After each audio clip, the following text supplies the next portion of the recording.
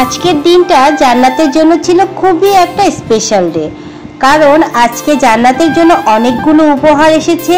আর কি উপহার পেল, কে দিল, সবই বল। সকালে তো জান্নাত স্কুলে চলেই গিয়েছে, তো 10টার দিকে জান্নাতের জন্য এই উপহারগুলো চলে এসেছিল। আর স্কুল থেকে আসার পথে আমি ওকে বলেছিলাম যে আজকে তুমি বাসায় চলো, তোমার খবর আছে। আর ও একটু ভয় পেয়ে গেল এই কথাগুলো শুনে, কারণ আজকে আবার ওর স্কুলে গণিত পরীক্ষার খাতা দিয়েছে, তো ও আবার সেখানে 1 নাম্বার কম পেয়েছে। তো যাই হোক, বাসায় আসার পরে এই গিফটগুলো দেখে তো জান্নাত অনেক খুশি। কি জান্নাত, বলো তোমার কেমন লাগলো এই গিফটগুলো পেয়ে? গিফটগুলো পেয়ে তো আমার কাছে খুবই ভালো লেগেছে, কিন্তু তুমি আমাকে গিফটগুলো পাওয়ার আগে যেসব কথা বলেছো সেসব কথা শুনে তো আমি খুব ভয় পেয়ে গিয়েছিলাম।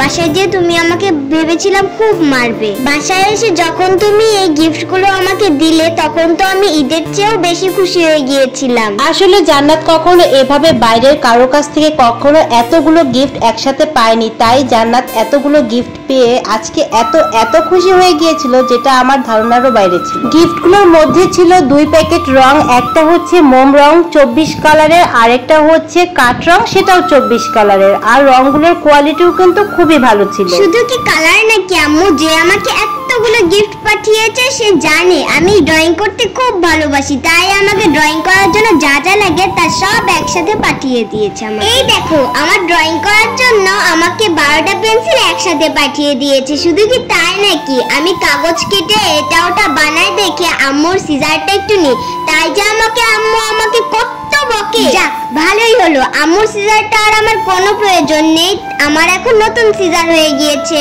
ওরে মেয়ে দাঁড়াও, আমার নামে সবার কাছে নালিশ দিয়ে বালিশ ছিঁড়ছো তো, তোমাকে আজকে মজা দেখাবো, দাঁড়াও।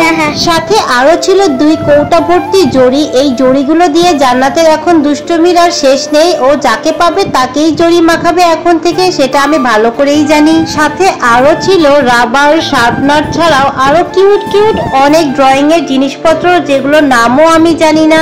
যাক, ভালোই হলো, জান্নাত এতগুলো উপহার একসাথে পেয়ে গেল যে আগামী 1 বছরের মধ্যে জান্নাতকে আর আমার নতুন করে কোনো ড্রয়িং এর জিনিসপত্র কিনে দেওয়া লাগবে না।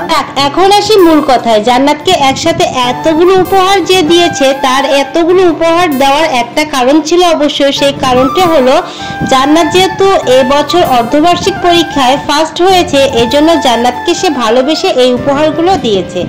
এখন বলবো, জান্নাতকে এতগুলো উপহার কে দিল? জান্নাতকে এতগুলো উপহার দিল হাসানের এক ফ্রেন্ডের মা। সে কিছুদিন আগে আমার কাছে ফোন করেছিল এবং জিজ্ঞেস করেছিল জান্নাতের পরীক্ষার রেজাল্টের কথা, আর আমি তাকে বললাম জান্নাত এবছর ফার্স্ট হয়েছে অর্ধবার্ষিক পরীক্ষা, আর এর জন্য সে আজকে এতগুলো গিফট পাঠালো। যাই হোক, এই ভিডিওর মাধ্যমে আমি সেই ভাবিকে অনেক থ্যাংক ইউ জানাচ্ছি। জান্নাত, তুমিও থ্যাংক ইউ বলে দাও আন্টিকে। আন্টি, তোমাকে অনেক ধন্যবাদ আমাকে এতগুলো গিফট একসাথে পাঠানোর জন্য। Thank you aunty.